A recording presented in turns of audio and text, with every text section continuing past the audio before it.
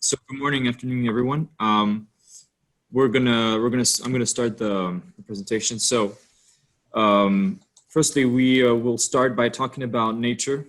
Well, first off, I'm going to present my group. So it's wait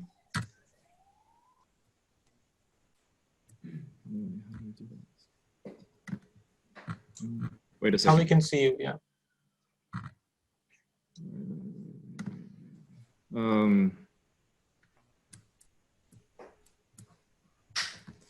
I'm trying to switch on the slides. Okay, there we go.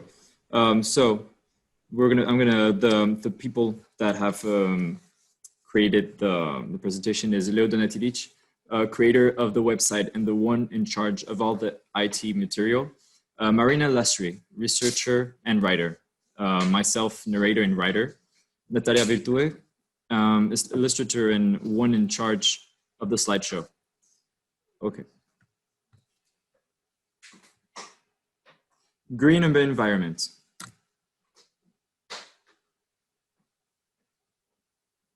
So what are the topics? We're going to talk about clean water and sanitation, life below water, life on land, quality education, zero hunger, good health and well-being, affordable and clean energy, sustainable cities and communities, industry, innovation and infrastructure, responsible consumption and production, no poverty, decent work and economic growth, peace, justice and strong intuition, climate action, partnership for the goals. Now,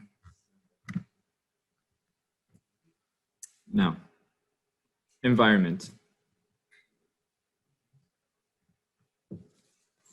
So, the clean water and sanitation. So, first of, we have to, in our goals, we foster the economy and the forests, but we cannot talk about these things if we don't talk about water, because water sanitation is one of the big problems we have in our world that is that is polluted, and we cannot continue with these sort of problems. Wood and paper can disappear within some time. Plastic doesn't. In plastic, there is a lot of plastic in water. Clean water is not pure. There's clean water is not pure water. It's clean water. And when I'm talking about clear water, is the pH level and the temperature and all. The thing is, water can be generated from sources. It can also be extracted, desalinized from oceans.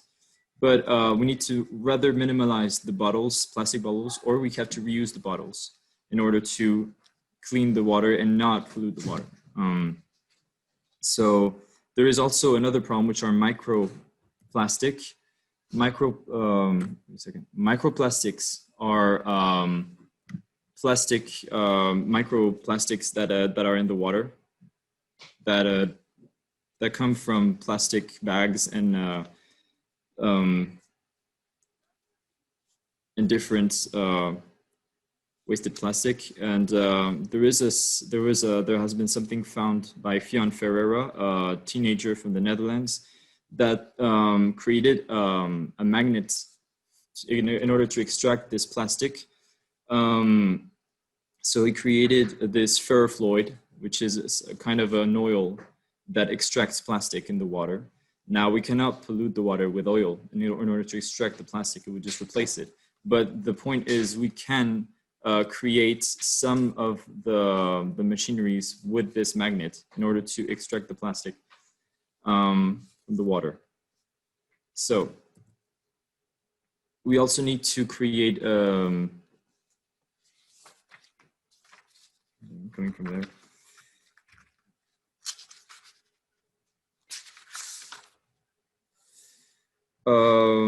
We need to create different water wasting water treatments.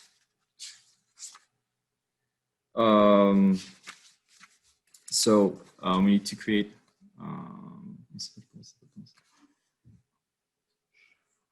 I'm sorry. I just need to rethink. I'm a little stressed. I'm sorry.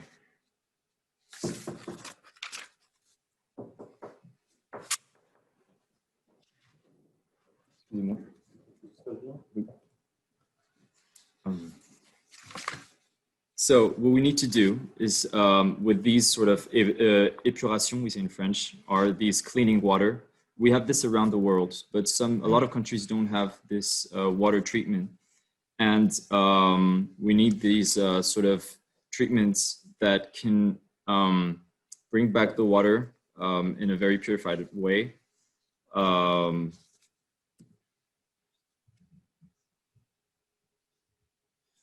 Clean water and sanitation. So we also will promote all the filters, natural filters, as plants for this water.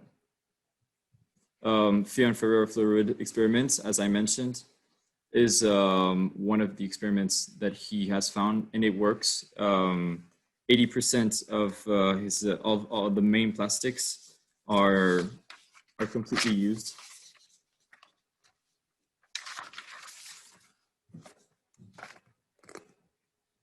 Now let's talk about sound pollution. Noises disturb nature and human well-being. However, what we are talking about are the noises you are used to hear. We're talking about acoustic pollution, sounds that damage our mental and physical health, and nature as well. Of course, we will give you more details about this in this corresponding part. Infrasounds and ultrasounds are sounds that are in infrared sounds too low, below 20 hertz, or too high, ultrasounds, 20,000 hertz. These sounds are part of nature. Elephants communicate with infrasounds. These sounds are overproduced every day by our electronic devices, and this is the other problem with this balance. These may not be audible, but they disturb us. Stress, blood pressure, or nausea, and disturbs nature. Birds or the development of plants. It actually disturbs the whole ecosystem. That's why we actually promote forests and all this nature, because it has a whole balance in coherent with how, for example, plants grow and how all the animals communicate between each other. And the fact that we building all these different noise from our devices or noise from cars and all the environment disturbs all these animals, and birds just fly away. These are the consequences we find every technology. There's light pollution as well.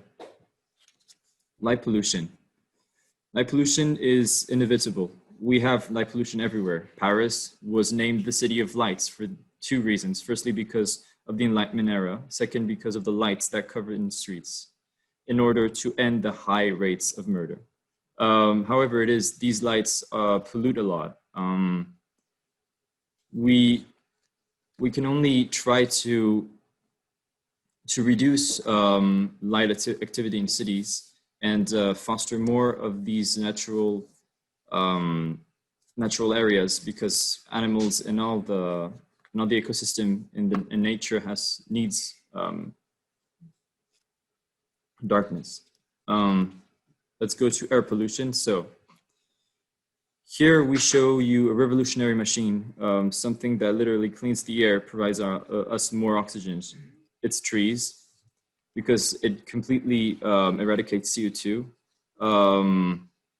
Trees absorb CO2 and create more oxygen.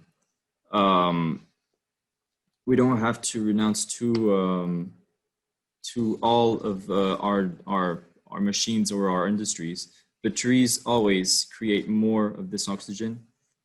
And yeah.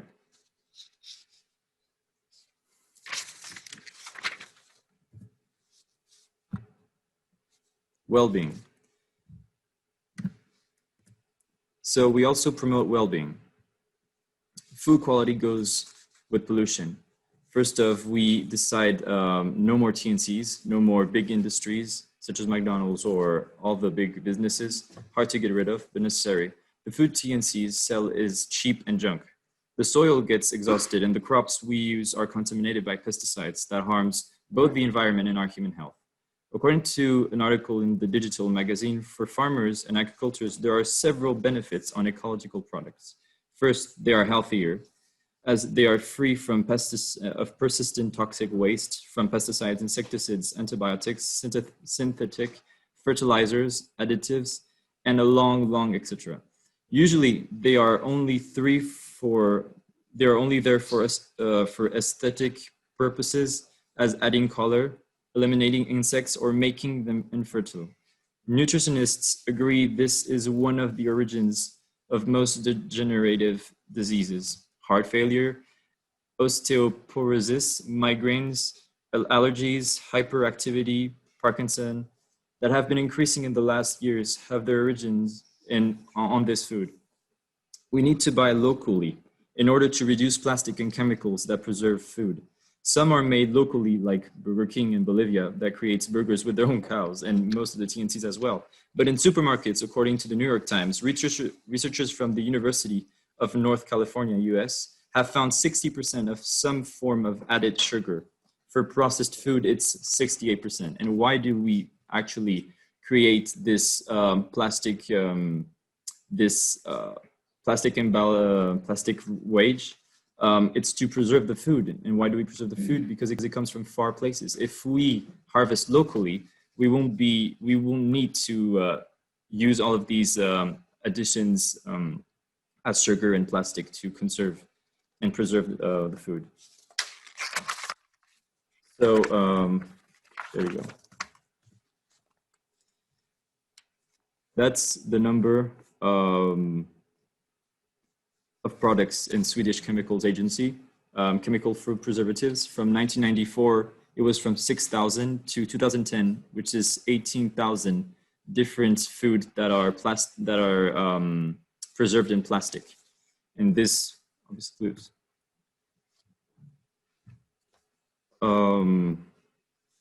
So we also want our quality education, because with water, after comes food, and after comes quality education. And all this has a certain rule in each of our ways of treating nature. If we are well educated, the most of our citizens are going to cooperate in fostering the well-being of nature in our city. So if we are going to change, we need to enlighten the citizens of the challenging situation we want to face according to ecology, waste, sustainability, and pollution. We don't want to create schools, but educate people.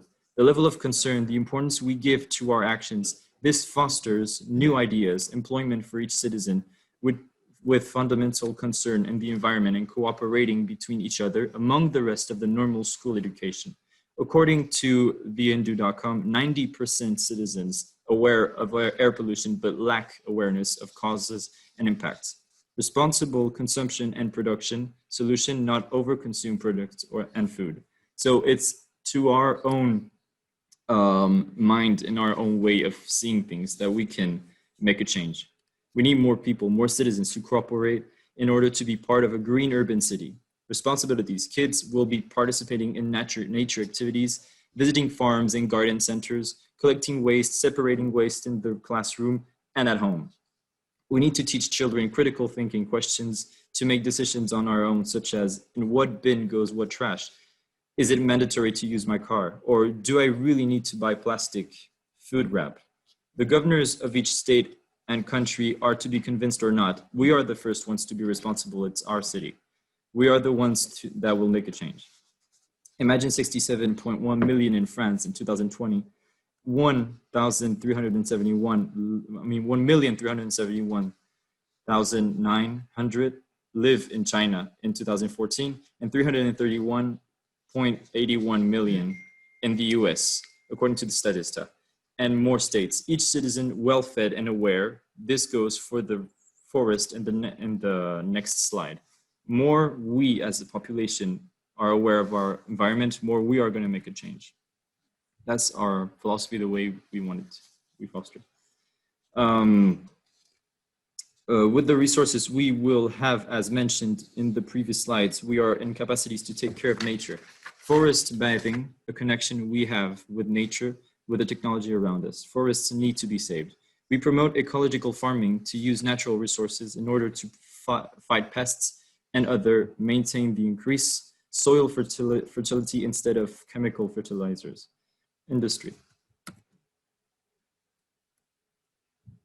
Oh, by the way, I'm coming back to the other slide. In Europe, we already have this way of treating nature and preserving green spaces.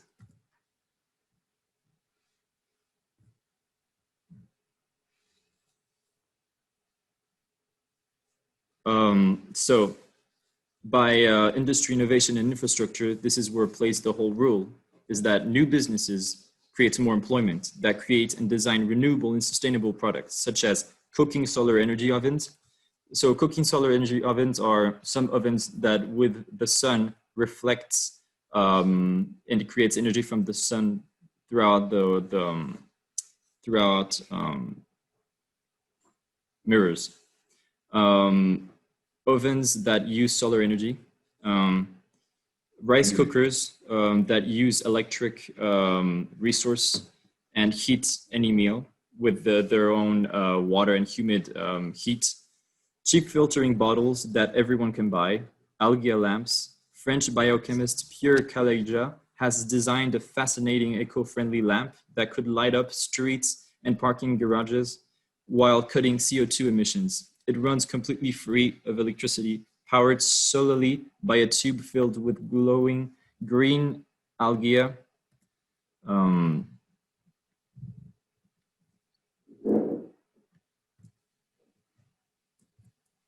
So you can see this on this slide. I'm coming back. You need to wrap up, Luke. Sorry, yes, I'm coming.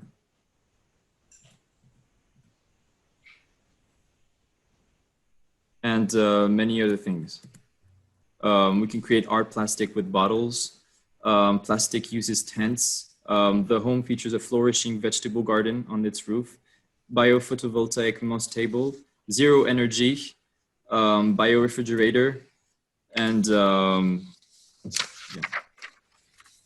We can also create bicycles, motors, and a lot of stuff. So the garden house.